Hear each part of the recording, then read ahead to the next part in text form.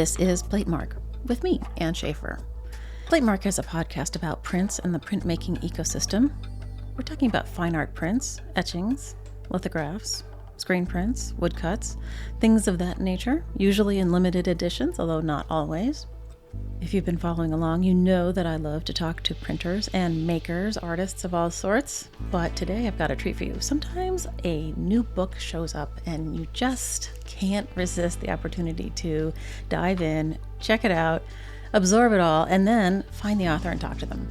And in this case, it just so happens that I know the author. Susan Dackerman is my guest today. She is an art historian and scholar of Albrecht Dürer, who we have talked about quite a lot over on the History of Print series with True Ludwig. Susan's written a new book called Dürer's Knots, Early European Print and the Islamic East, in which she takes a deep dive into Dürer's printed images that reference the Islamic world. Within the book, she separates out 3 different prints or series of prints. And the first one is the sea monster, in which there's a small person on the shore that's waving at the main action that's wearing a Muslim turban. In the second section, she's looking at Dürer's knots that are 6 woodcuts that portray Islamic patterning that are from brass vessels inlaid with silver wire designs. And she points out in this effort to remind us all that there are connections that go beyond just the visual in the fine arts, that Nuremberg, Dürer's hometown, is where those silver wires were made. They were the center of silver wire manufacturing. So there are all these strange and wonderful connections that Susan makes really clear and just brings everything to light. And the last is the landscape with the cannon, which does feature several people who have Muslim turbans on. So the way we have looked at Dürer is to look at it from a very Western European-centric point of view. And Susan asks the question, what happens if we remember that there was a lot more going on than just what was happening in Germany or Venice, where Dürer spent several years? There was lots of trade going on. There was lots of cross-cultural sharing of design details, architecture, textiles, you name it. And there was, of course, exchanges of ideas. So it wasn't only that that Western Europeans were in military conflict with the Ottoman Empire and such. There was a really rich back and forth of cultures going on. And so the book dives into all of that, and it's fascinating. There were points in there when I just would close the book and go, oh my God, I need to talk to Susan about this. So I hope you'll enjoy it.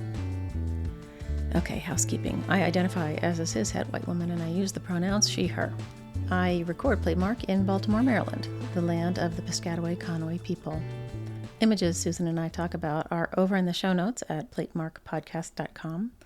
Over there, you can also leave me a message, write a review, support the pod, help me keep the lights on. I'd appreciate it. All right, let's get rolling. Susan, it is fabulous to see you. Thank you for coming on Platemark today. Thank you, Anne. Thanks for inviting me. You are very welcome. I always like to let people know we know each other. We used to work together in Baltimore. And so it's been a long time since we've sat down and chatted about you and your work. So I'm excited. I am as well. Good. Can you tell everybody who you are and what you're up to? I'm Susan Dackerman. I am a curator and art historian who focuses on Northern European print culture. I have, over the last 25 or 30 years, made a number of exhibitions and made exhibition catalogs, and I have recently written a book on Albrecht Dürer and his relationship to the Islamic world, which I just finished reading yesterday. And I have to say, it was fascinating because you touch on not only sort of the art historical minutia, but you've broken through this idea of I never thought about the Ottoman Empire when I look at Western prints. And so I think it's a groundbreaker. It's so exciting. Thank you for saying that. I think one of the things that has happened in art history is that when we think about early modern or Renaissance art, we immediately make reference to the classical world because so much of what was made during that period does in fact reference the classical world, but we've done it to the exclusion of contemporary history. I was interested in thinking about what happens if you don't put Dürer's work in the context of classical history, but instead think about contemporary history? And of course, Europe and the Eastern Mediterranean and West Asia and North Africa were in constant contact at the time, and that is reflected in a good number of his prints. I feel like when I think about that time, I mean, and I'm no, historian by any stretch of this era, but I think of like the trade routes, but I never considered the impact of the trade routes. I just think of it as exchanges of goods, not of ideas and visual design sort of ideas. It's weird. I think that's pretty common. And I think we also forget that if you're in one of those places where there is a lot of commerce and trade and exchange, you meet people from those places along the routes of exchange. So I think that there are various ways that those trade routes influenced what people knew, what they saw, what they did. And someone like Dürer, who was, I think, supremely curious and perceptive and cosmopolitan, incorporated that into his work. I also, when I was reading the book, kept thinking, my God, he must be one of the most trod over artists, research-wise.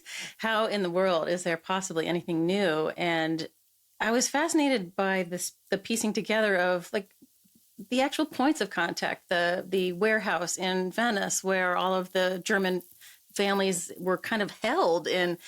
I was like, wow, how in the world did you find all that stuff? Well, the funny thing about that warehouse, the Fondaco de Tedeschi, is that it still exists in Venice and is now an upscale luxury mall.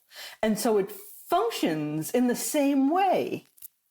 Now, you can buy a Louis Vuitton bag or a Chanel suit or other international goods in this building that is its architecture is influenced by Islamic design. So, there are still real traces of it. Yeah. And when you say Islamic design, of course, it's always there in the architecture. If you travel in southern Spain or in Venice, I mean, it's clear, but gosh, I swear in my mind, the Venetian sort of style that is so Islamic, when you really think about it, to me was all just Venetian. Yeah, it's been assimilated and become part of the local design vocabulary. Right. Yeah, it's so beautiful. I love Venice.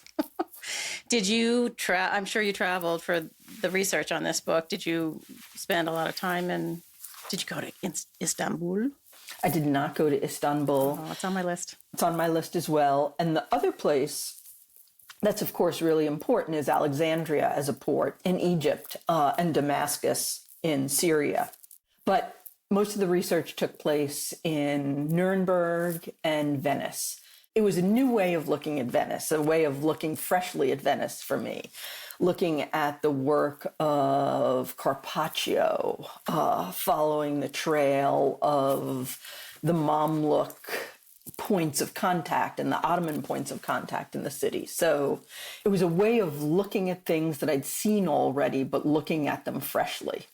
And the prints, though, too, like every time I do a project, I thought of this project, or this project began to emerge in my mind when I was working on Prints in the Pursuit of Knowledge. And I was just going through box after box of prints by Dürer, prints by his contemporaries.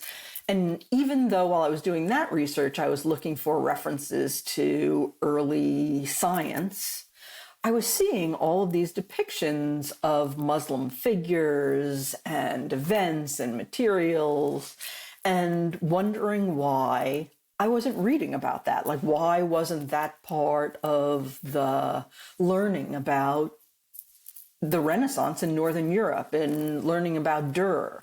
And so I think that there are lots of ways to look at the art that we know so well, that's canonical, that allows us to open new perspectives. It's just, the canon is more than a set of objects. The canon is also a set of ideas, a set of prescriptions in how we look, And when we say we want to break down the canon, it's not only about looking at new objects, but looking differently at things. So it's something that I tried to do with this project. I think you did it really well because, usually, because I'm not a scholar of Northern Renaissance stuff, when I start reading about it, generally I'm like, oh, here we go again. But this one, you're breaking down the art history that has led to this very narrow canon idea. And you're telling us about Panofsky or whoever it is. And it's almost, I'm sure that there is some theoretical way that you've approached it. But to me, it became more personal. And I felt like I was following you through your thinking and discovery of it in a way that you don't usually get with the really dry textbooky sort of stuff. I think that if you want to break down the canon in all different ways, you actually have to offer up new methodologies. And I tried to do that in the book, as you know, by offering references to innovations in natural science and how scientists, especially those who work on nature, are trying to think more about affiliation than competition. That we have these ideas about competition and conflict that drive nature. But there are also all these ways of cooperation that enable a kind of sustainability. And I think incorporating the ideas from other fields into the humanities, into art history specifically, allow you to think through the images differently. And it was what I was after. Well, the whole idea about us never thinking about Islam in connection with Western prints. Right. Exhibit A. And always imagining Islam as the enemy rather than the trading partner, rather than the purveyor of sophisticated design. It just opens up new perspectives. Right. Yeah, you just want to be a fly on the wall in that Fondaco Tedeschi. Let's back up a little bit. Tell us about when you first figured out that you wanted to do the whole print thing, because, not many of us had history of prints in school. I did not, in fact, have the history of prints in school, although I was an undergraduate at Vassar College, and they had a very good print collection. We looked at Dürers and Rembrandts and all kinds of prints as part of our introductions and surveys of different fields. So I got some of it there. But it was really in graduate school, my first semester, where I took a Northern Renaissance seminar, and the professor, James Snyder, in a very old-fashioned way, assigned seminar topics. And I was assigned a research project on Lucas Cranach's woodcuts on the power of women. And at the moment, I was very disappointed that everyone else had gotten these great painting assignments, and I was going to work on these little scrappy pieces of paper. But clearly, they triggered some interest because here I am, 30 years later, still thinking about those pieces of paper with printed black lines on them. So it was completely fortuitous that I have ended up a print scholar. It's amazing. Yeah. I think so many of us backed into it without realizing it. Yeah. And once I realized that I wanted to write a dissertation about prints, my dissertation advisor, Christiana Herdel, said to me that I had to go and get an internship at a museum so that I could actually deal with the objects themselves. And I applied for an internship at the Harvard Art Museums and ended up in the print department there working with Jerry Cohn, who was the print curator and to whom this Dürer book is in fact dedicated. She really taught me so much about the materiality of prints, the meaning of prints, that year was really transformative for me. And it changed my mind completely from imagining that I was going to go off and be a professor to I was going to look for a curatorial job at a museum. And as you know, I ended up at the Baltimore Museum where we met. That's right. Many decades ago. Many decades ago. Yeah. You were upstairs in the print department. I was downstairs twiddling my thumbs, waiting for the right job to open up. But it all worked out in the end. Yeah. Yeah. And you worked on some, one particularly well-regarded and beautiful exhibition while you were in Baltimore with the conservator, Tom Primo, who's a mutual friend, about painted prints. And I felt like that one, people still are like, my God, did you see, it was so incredible. And it was, I think, a watershed for print scholars. Yeah. In fact, in the last few years, I have been invited to do a number of things around hand-colored prints again. I went to a week-long workshop in Warsaw 2 summers ago. And this March 2025, I'll participate in a session at the Renaissance Society of America conference on hand-colored prints that is being run by a number of European graduate students. So I'm delighted that it's still out there as a topic of interest to people. I hope you didn't throw out your notes. Never throw out your notes. No. No. It really was revelatory. And you bought, for the BMA, you bought a beautiful Dürer, the presentation in the temple, the Ecce Homo. And I pulled it out every time True brought his class in, every single time, pulled them both out. And people were the students were like, what? They couldn't get over it. It's funny because I think with that show, I established myself as someone who kind of works on the margins of Dürer. There's a certain kind of Dürer scholar who writes about the iconic paintings and prints. And in that instance, I was working on, as you know, the application of color to Dürer's woodcuts and engravings, which people found outrageously transgressive, but in fact, it was done by well-trained professionals whose histories are accounted for, who were, in many cases, contemporaries of Dürer. It was one of those examples of me working on the Dürer fringe. I like that. That's good. It describes you well. But do you think the thing we always talked about when we pulled them out for classes was whether or not Dürer would have approved of the coloring, the added coloring? And I'm sure you're asked this every time someone brings up the topic. Would he have approved? Would Dürer have approved of the coloring? I would argue yes, that in fact it was a very colorful moment in history. There was painted glass, there were tapestries, as well as all the paintings, and there were hand-colored books and illuminated manuscripts. So why not add color to this other medium? I don't think that he would have been wild about using opaque coloring that covered up the lines, but there are a lot of cases where the line remains entirely legible. And if you think about some of the pen and ink drawings that he made, that he then colored with watercolor, I mean, there are real similarities there.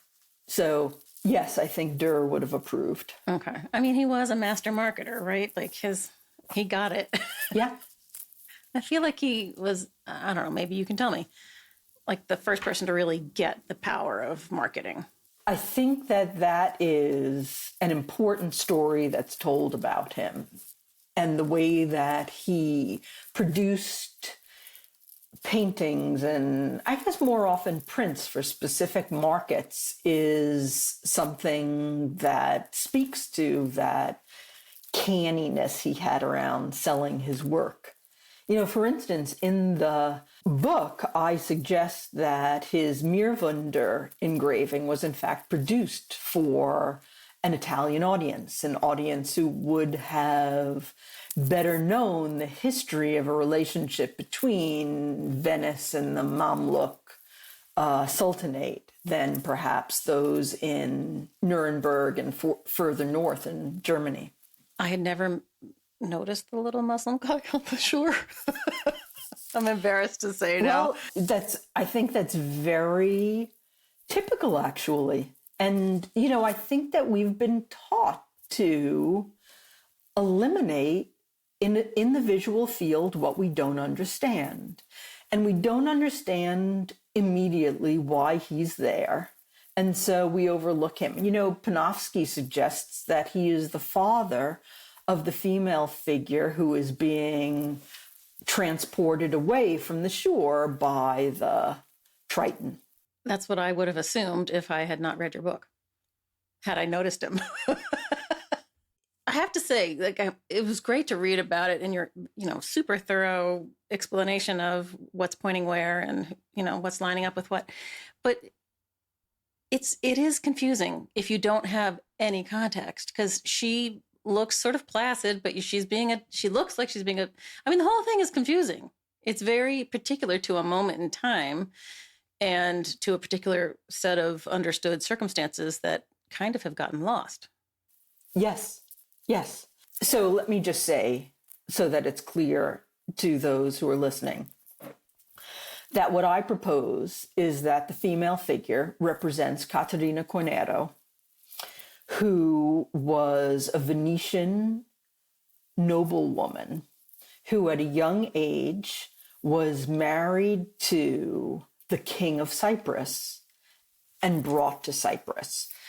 And what we are seeing is her abdication of the throne from Cyprus as she's being called back to Venice so Venice can take over their supervision of Cyprus.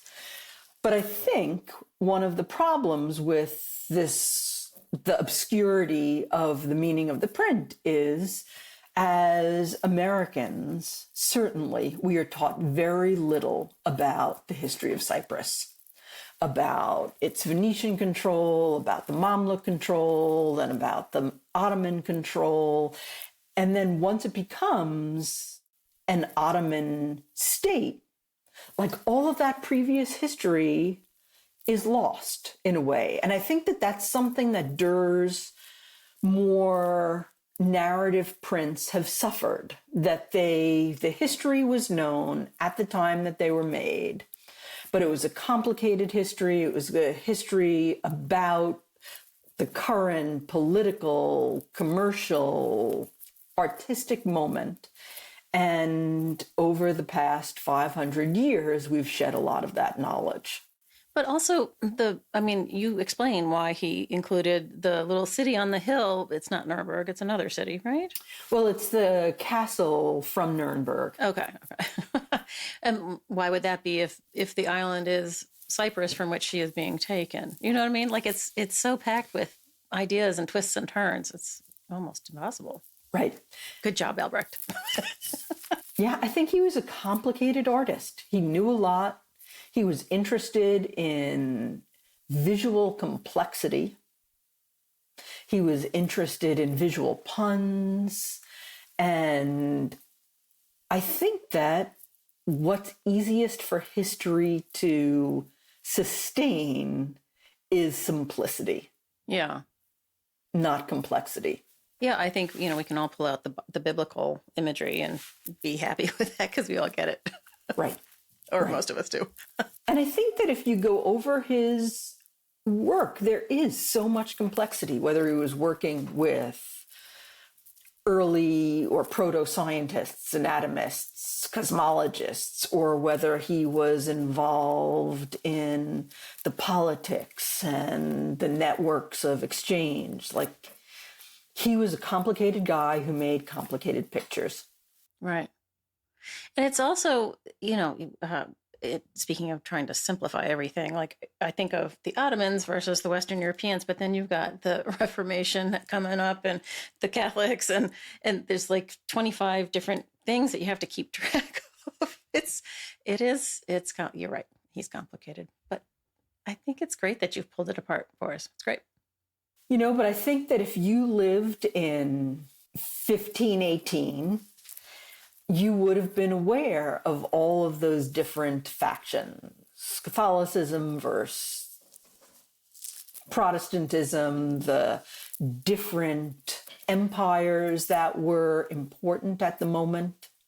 I mean, we think of the Holy Roman Empire almost existing alone, but in fact, right next to it was the Ottoman Empire. Right alongside was this Mamluk Sultanate. There were the Safavids in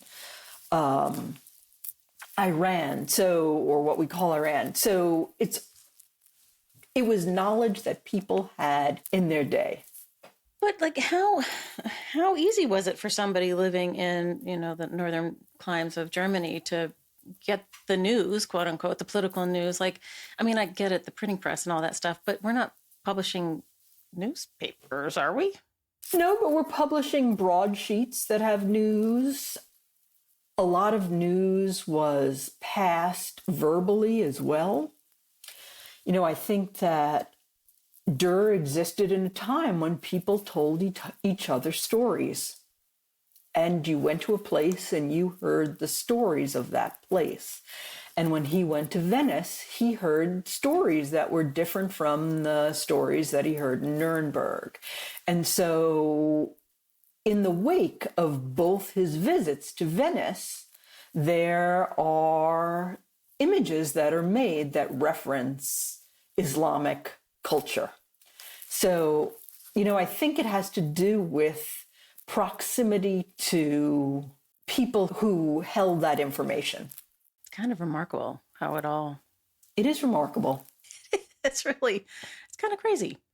So then the middle chapter of the book looks at the woodcuts of these beautiful patterns, these so-called knots, which aren't really knots in the end, right? So the title of the book refers to a series of 6 Dürer woodcuts that represent geometric designs composed of white lines on a dark ground. Dürer himself called them the knots, and in some ways they are knots. They represent entanglements or intertwinings, but they're not knots in the sense of being continuous lines that represent something that could be used to make a closure. So they are knots and they're not knots. We didn't have any of those at the BMA, or did I just miss that box? I'm not sure whether they were in the Baltimore collection. It's worth looking, though, because the Baltimore collection of art has such great Dürer prints that they might be there. They might be there. Yeah. But I didn't know what they were at the time. I didn't understand them. Panofsky essentially writes them off. I went to Baltimore right out of graduate school. My thinking would have been very much aligned with the primary Dürer text. And so I probably would have thought that they weren't as important as I do now. Right. And they have a really interesting connection with Leonardo. They are based on engravings of the same patterns that Leonardo or the school of Leonardo made in the years prior to Dürer's woodcuts. But they all reference an Islamic kind of metalwork. I think that they do. Wait, you don't know? Wait, hold on. No, they do. They reference a kind of Mamluk metalwork, these brass vessels that have inlaid silver wire designs. And I think the white lines of both the Leonardo engravings and the Dürer woodcuts replicate the designs of such metalwork. I think Dürer saw Leonardo's engravings. He must have had a set of them because he copied them very precisely. And he also saw the metalwork that it was based on. And I think he thought he could materially outdo Leonardo by making those designs as woodcuts rather than engravings. And this is an argument you and others have heard me make before, and some buy it and some don't, but I totally stand by it. I think that Dürer was very much aware of the kind of embossing that happens when one makes a woodcut. That because of the pressure of the paper being forced into the cutaway areas of the wood block, those unprinted areas stand up, are embossed. And so with the white lines of these knots, he was actually able to replicate the way that the silver wire filigree of these brass vessels stood up. And I think it was one of the ways that he outdid Leonardo in his mind. I love that. When I read that in your book, I thought, well, but the engraved line, I mean, I get it that it wouldn't be the right line, but the engraved lines will stand kind of proud too if you got a lot of ink on there, right? Yeah, but it's not actually the wire that's standing up. It's the printed background that's achieved through, that dense cross-hatching that doesn't, in fact, mimic the feel of the bowl with the silver embedded in it. And there was a reason why at this particular moment that Dürer felt that these would be marketable, and that, what was it, that they stopped making them? What happened? He was in Venice the second time between 1505 and 1507. And it was a time that there was a halt in trade between the Mamluk Sultanate and Venice, a temporary hiatus. And the trade in those vessels was very dependent on Dürer's hometown of Nuremberg, because it was where the wire was produced. So Nuremberg, during Dürer's lifetime, was the primary producer of wire in the world. And Dürer was very much aware of that because of all the wire mills along the Pegnitz River around Nuremberg. And that wire was one of the primary exports from Nuremberg to Venice, and then from Venice to Alexandria. It was the kind of wire that then got used in the production of that Islamic metalwork, which in some cases was made for export. And so then it ended up going back to Venice to be sold in Europe. So Dürer was aware that this hometown commodity was part of a circular trade through the Islamic world. And he made a version of it out of paper. And again, the trade at that time was with the Mamluk Sultanate, which comprised North Africa, Egypt, and West Asia, Syria.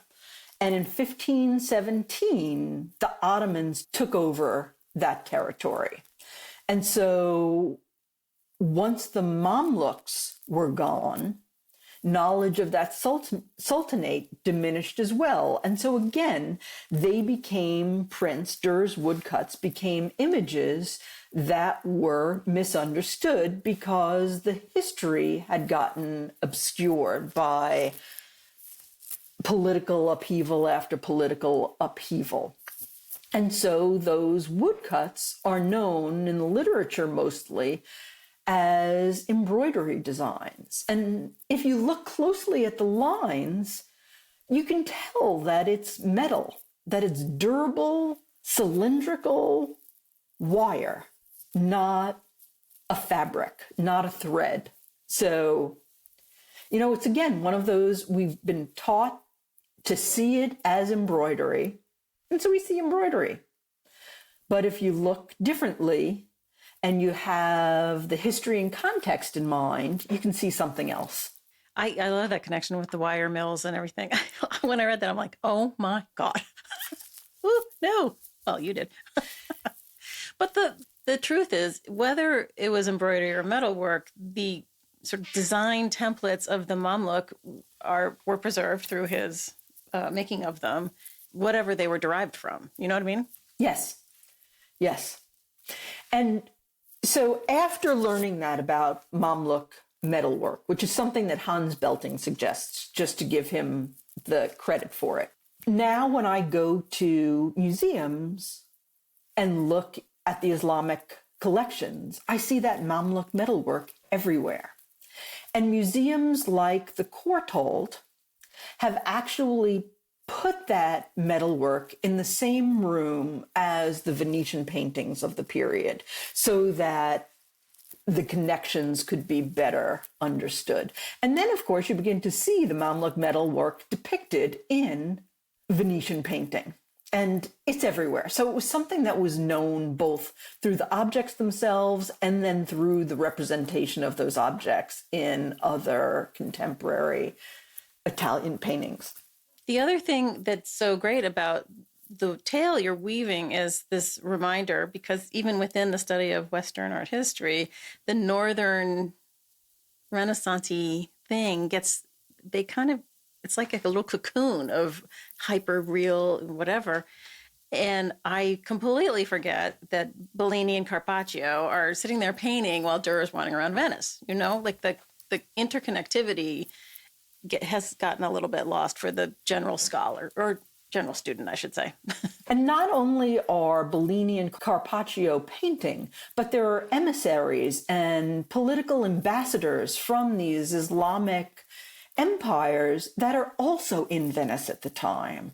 So it has a much more real, authentic component for him in terms of seeing the mix. Yeah. Oh, it's amazing. Dürer fascinates me. He's kind of like an artistic hero of yours and mine, you know, and you want to know. I want to know. He's a good guy. Well, you know, he has left all of that writing. So we do have a sense of his personality, at least through the lens of the writing that survives.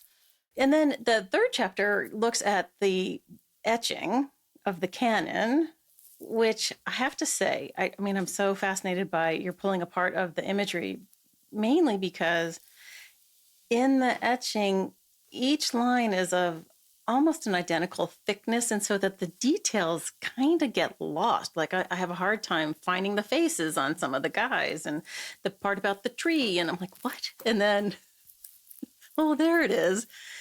And, you know, we always told the tale in the study room that he didn't really like the etching and he went back to engraving or whatever. But do you feel like he was using etching for this specifically because of the quality of the line? I think he used etching specifically for the landscape with canon because of the associated meanings of etching. I think he was aware that etching was related to military endeavors, armor, and cannons, and ultimately etching was possible because of the greater production of gunpowder, that the mordant, the etching acid, comes from a byproduct of making gunpowder. Now, Dürer etched on iron, so even if he knew that, he doesn't play that out on that particular sheet. But I think that the connections between etching and armory are clear to him in choosing the medium for that particular image. Well, and if your supposition about him using woodcuts to outdo Leonardo because of the materiality, that makes complete sense that he's thinking along those lines. I think that, as you suggest, Dürer is an artist who uses materiality to engender or even like deepen the meanings that he's created in the imagery. The materiality affirms the image often. He doesn't choose his techniques lightly. He chooses them very intentionally. And I don't think that's something that a lot of people think about. They think, well, you know, everyone was making woodcuts, so he'd make a woodcut. But I think he was much more considered than that. You know, what would he get materially from making a woodcut that would be different from what he got materially from making an engraving or an etching. And I think that he played that card over and over and over as he made images. Do you feel like other artists at the same time had that same conceptual through line that Dürer does? Because it's a really contemporary kind of, well, in my brain, because I look at contemporary, but like Hayter always was very conscious of which one he was using for what realm or whatever, and it felt pretty modern to me. I think your question about whether Dürer's contemporaries were as aware of the material meanings of the techniques they used is a good one. And I think that the better of the artists must have been, because, being an artist means that one's work is very hands-on. You're handling the pear wood blocks. You're handling the copper plates. You know the paper. You know the press. You know the effects that are going to be created. I don't think that what happens is a surprise for, artists who are skilled in printmaking. Yeah. But we do find that there are artists who are drawn to one technique or another because they have a facility with wood cutting, or, people think engraving is too hard. I don't think that there's a lot of engraving that happens anymore. I mean, there's some, but it's not, I don't think, among the most common techniques. My next project is actually, the book will probably be called The Extinction of Print, because it's an opportunity to look at print matrices and how we go from wood blocks to copper plates to lithographic stones to sheets of plexiglass and acrylic. And, you get a smoother and smoother and smoother surface. And now so much is produced digitally that you've lost the analog matrix. And I think in a way that's a form of extinction. Ah! Something else emerges. Oh my God. Oh, did you come up with this idea over a drink? No, years of thinking about it. That's right. It's well considered. But you've been looking at matrices for a long time. Are we in the gathering of facts stage, or are we thinking about writing? The writing has begun. Oh, wow. The writing has begun. And in fact, this fall and spring at different institutions, I'll teach seminars on the eco-history of print that will allow me with classes to look at the materials that enabled reproducible images alongside conceptions of nature that informed the use of those materials. Huh. Wow. Where are you teaching? In the fall, I'm going to teach at UCLA, and in the spring, I'm going to teach at Princeton. Oh, wow. That's cool. So my question about how one gets a book deal. I mean, proposing an exhibition makes complete sense. And if the institution has the wherewithal, they'll produce a book. Not every place can do so. But how do you get a book that's unrelated to a museum show published? It's a good question. And I'm just going to step back a bit in answering it. This project about early European print and the Islamic East, I originally wanted to pursue as an exhibition. But because I'm no longer affiliated with a museum, it's hard to get an exhibition off the ground. They're expensive. Museums don't want to invest in curators who aren't on their staff. And so I had to change the scope of the project and make it into a book.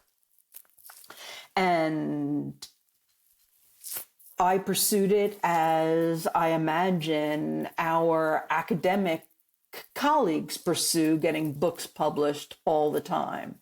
I was in touch with a university press, sent them a proposal, it was approved, and consequently, a book was made. You make it sound so easy, Susan.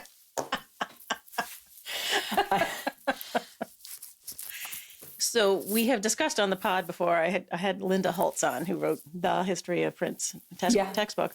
And we had this long discussion about how difficult and expensive it was to get all the dang photos. And, and I know that many more museums now than back then are allowing for free downloads and usage. But it's still, it's kind of prohibitive. Gathering images can be costly. One of the advantages of writing a book on European prints, essentially, and on one of the most renowned artists who makes such prints, is that many museums have their prints photographed. And so you may have noticed that the majority of the Dürer images in the book have come from the National Gallery of Art's collection. And that is because the National Gallery of Art has very generously made those images available for download. You don't even have to interact with anyone at the museum to get them. There are rules for crediting them. You just follow the rules, you download the image, and it ends up in the book. I was really lucky that Princeton University Press was willing to publish the book, because I think that they're very attentive to how books look as well as how they read. Princeton engaged Connie Pirtle, a designer that I worked with before on Prince and the Pursuit of Knowledge, and his design firm, Pirtle Family Business.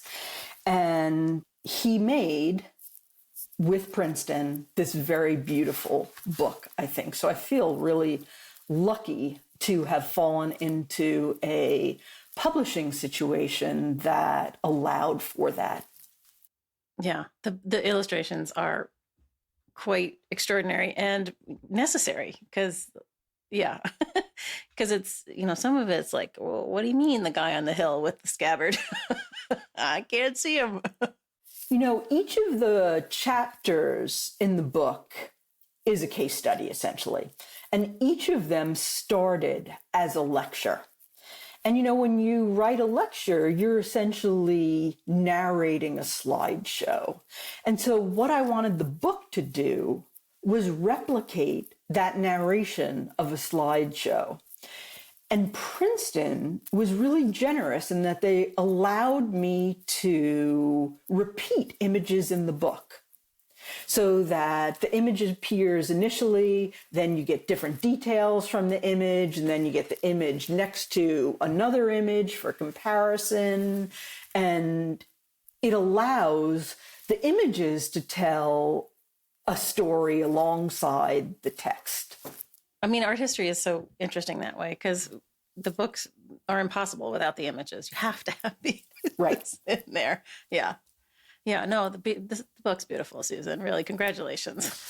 Thank you. That's very much Princeton University Press and Connie Pirtle. Well, your words are good, too. But I wanted to ask you about, you have also contributed to catalogs about contemporary artists like Jasper Johns and Coretta Kent. I know you're a very flexible scholar, but the brain space is pretty different looking at Johns versus looking at Dürer. How did you make the jump? So you ask how I make the jump from 1500 to 1980, the year 2000, and more contemporary printed objects. And so while there is a great deal of distance historically, I think conceptually a lot remains the same. That all of the artists I've written about are makers who are interested in using a matrix to make a picture that gets impressed on a sheet of paper. And I think that if that is the shared principle, and you think about how things are made, why things are made, there is a lot of overlap. And, the Corita Kent project is, of course, one about an artist who was a cloistered nun who made screen prints at the same time as Andy Warhol and Ed Ruscha. And she was very much aware of what they were making and that it was all in conversation. I think it just means like getting to know a literature, which is the fun part of being a scholar, I think. Diving into new material. Yeah, I think it's, the scholarship is driven by curiosity, and you just follow what sort of sparks your imagination. Well, and it also follows along the lines of thought I have had many a time, which is that people who are in the print end of art history, in my experience, tend to be people who are deeply curious and happy to jump from century to century because they are sort of voraciously absorbing facts and images and personalities and techniques. It's a kind of a different thinking pattern than the people who are in, medieval X and Renaissance Y. Right. Yeah. And as we both know, as print curators, one is often responsible for a collection that begins in the 15th century and goes to the present day. And even if one has a specialty in one particular area, one has to be attentive to the entire history. Although I've never worked on the 18th century and probably never will. It's my hop-over century. Who needs the Enlightenment? Caused all kinds of problems. It did cause we just, True and I just did a 2-part episode on the Enlightenment, introducing the concept, and we started calling it the Enlightenment / Endarkenment / Enlightenment. Yes. Yeah, it's a problem. Before I let you go, I did want to circle back to one of your closing bits in the book about the knots and the canon and Caterina Cornado, about the printing press and our understanding of it as disseminating good religious things versus your unbelievable thought, which I'd never thought of, about how it caused, in some ways, the need for the Reformation. So one of the driving forces behind the book is looking at the relationship between early European print and the Islamic world. And I think that early European print and the Islamic world are inextricably bound together in ways that we don't articulate. We were all taught at some point, either in grade school or high school or even college, that the first printed book, the first printed publication of note was Gutenberg's Bible. And if that's the starting point for printing, it offers kind of a rosy view of it. It's for devotion and understanding and all of the good things that religion proposes to offer. But in fact, the Bible did not come first. Gutenberg's workshop was printing indulgences that were intended to raise money to fight the Islamic empires, that he printed a call to crusade to try to get the European leaders to, again, fight the Islamic empires. And I think a very different history of print can be written if you imagine it as a medium that's used for division rather than religious unity and solidarity.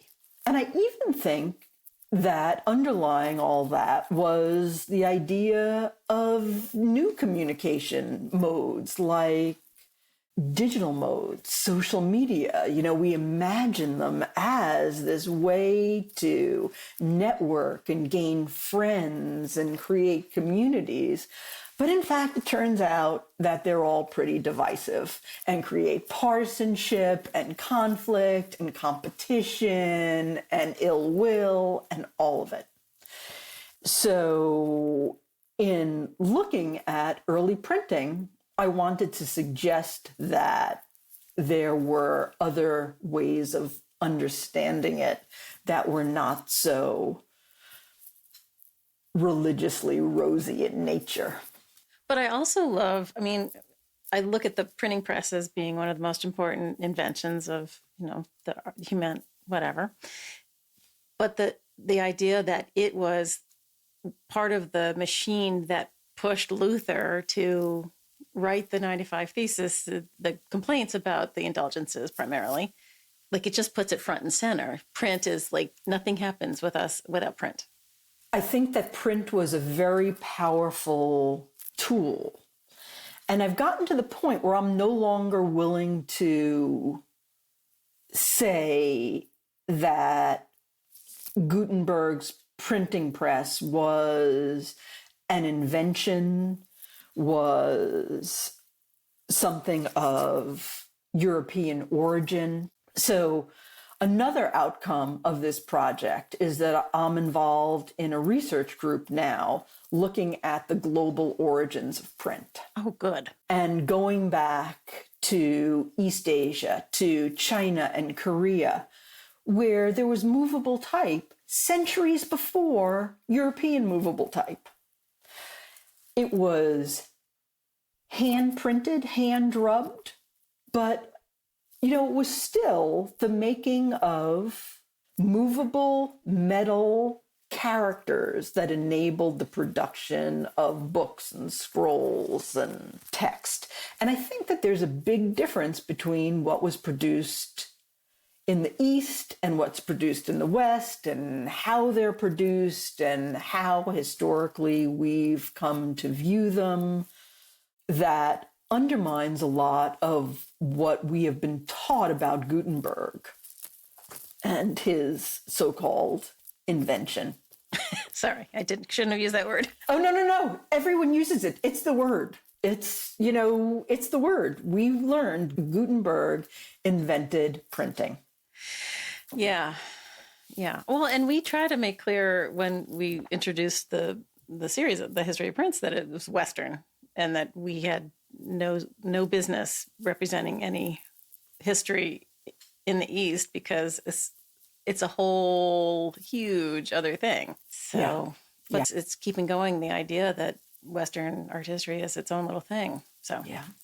I went to South Korea for the first time this spring, and at the National Museum of Korea, there is an early printing installation. It's a permanent installation, and in a case is a piece of movable metal type from the 14th century of a Chinese character made of copper that has survived. And, it's astounding to see something like that when you've been taught, Johannes Gutenberg invented movable metal type in Mainz, Germany in the mid-15th century. So I think that the story just needs to be reimagined, more integrated, more global, not so biased, just as the whole world needs to be. Indeed. Why is it that we don't know the exact date of the Guten? Is it? I think it's 1455. I think that we do know. Oh, we do know now. Okay. We do know. All right. I'm going to 1455. But for years it was in question. But I think we're settled on 1455. All right. It doesn't, in some ways it doesn't seem that long ago that we should not know. You know what I mean? Right. Yeah, it's weird. All right. So next you're tackling the matrices, which is super exciting, in a book project, not an exhibition. I'd love to do it as an exhibition, but as I said, it's hard to get an exhibition off the ground if you are not affiliated with an institution, a museum. Preaching to the choir, babe. we are like peoples, which is not a surprise to people. I say it all the time. Yeah. Suddenly finding yourself as an independent is one of the most shocking and mortifying things that has ever happened to me. And I'm deeply proud of you and Helen and me for continuing and making changes and going down different paths, but still sticking to our guns. I think it's also incredibly liberating.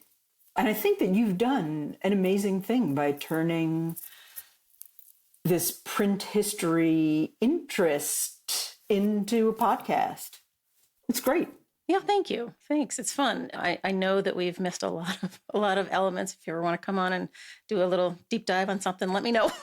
We're heading into Hogarth and Goya now. So, well, thank you for coming on Platemark. It's been lovely to catch up with you and hear your backstories on getting this project off the ground. The book is beautiful, and everyone should read it because it's a fascinating new take on Dürer, he's the guy. He is the man.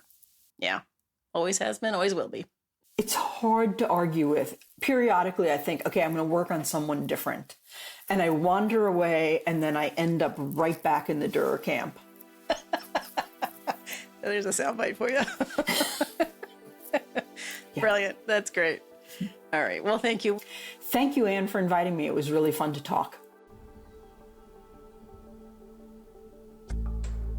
Thank you for listening to this episode of Platemark with my guest, Susan Dackerman. I hope you enjoyed our conversation. I found the book really fascinating, and I love talking to the author about her process and her thinking and her research and all of the things that go into making a really important new scholarly work on Albrecht Dürer, about whom there has been written a lot. But I love the thing she closed with, which was, periodically, I think, okay, I'm going to work on someone different, and I wander away. And then I end up right back in the Dürer camp. It's perfect. Sums up Susan's career, I think, really beautifully, because, Dürer's the guy. We've always said it, and we still believe it. Let's see. Oh, thank you to Susan for being a great guest. I appreciate it, Susan. And also a thank you to Dan Fury of Extension Audio for being my sound guy. Thanks, Dan. And one also to Michael Diamond for the use of his original music. And one to Lee Turner and Skip Barnhart for sending me studio sounds from their studios for the soundscape at the beginning and end of each episode. Images that Susan and I talked about are over in the show notes at platemarkpodcast.com, and you can do all sorts of other things over there. But, you could really just do me a favor and assign yourself the job of telling 10 friends about the fabulous podcast you're listening to and help me spread the word. Audience building is ongoing, as I like to say. All right, I think that's it. We'll see you next time.